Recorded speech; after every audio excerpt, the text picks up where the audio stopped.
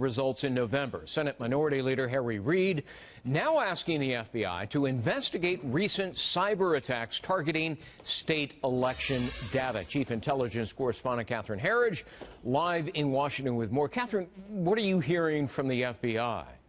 Well, thanks, Greg. Speaking in Washington this morning at a cybersecurity conference, the FBI director said the U.S. government must make clear to foreign adversaries that it will have a zero-tolerance policy.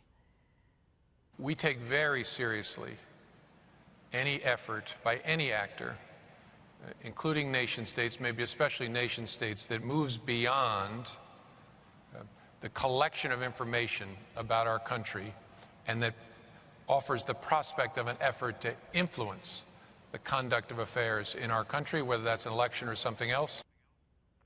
And this 4-page FBI flash alert was sent just a few days ago to election officials across the country after foreign hackers targeted voter registration databases in at least 2 states. We believe Illinois was affected and also Arizona. What stands out here, according to the FBI report, is that 8 IP addresses using a unique identifying individual computer used readily available software to scan the Board of Election websites. Then once inside, they were able to breach, and then they were able to take off with voter registration data. The use of one IP address in both of these hacks suggests to experts that there was coordination. There is no doubt in my mind that the Russian underground itself, whether that be criminals paying homage to the regime or state actors themselves, have leveraged this attack in conjunction with the larger campaign of attacks that began last summer in earnest called Pawn Storm.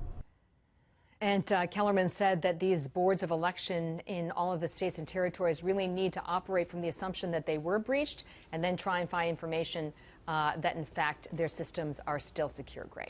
We had mentioned the Senate Minority Leader. What exactly is Reid saying?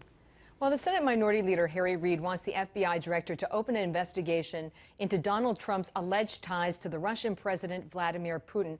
Reid cites the former acting director of the CIA, Mike Morell, to justify this request. But remember, Morell was recently criticized after endorsing Clinton in the New York Times because he now works for a Clinton-aligned consulting firm, Beacon Global Strategies, a connection that was first documented by Fox News.